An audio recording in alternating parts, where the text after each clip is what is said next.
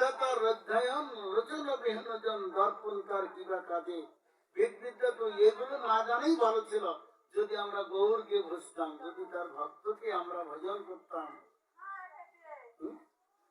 আমাদের দশাটা কি হয়েছে? প্রেম ভক্তি চন্দ্রিকায় লেখছে, কামি মোর হতচিত না জানি নিজ হিত, মনের না ঘুছিল দুর্বাসনা, মরে না অঙ্গ করি ওহে মরে না অঙ্গ করু ওহে নাথ কল্প তরু।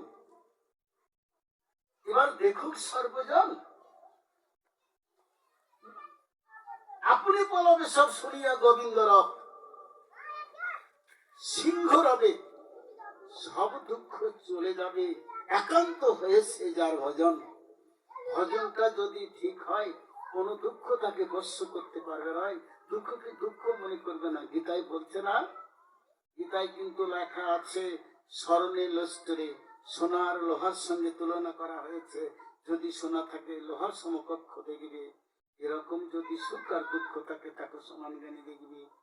তাই যার ভজন ঠিক আছে, যার ভজন ঠিক আছে, সে কোনো দুঃখ পাবে না, সে কোনো কথাতেই কারো কোনো কথাতেই সে দুঃখ পাবে।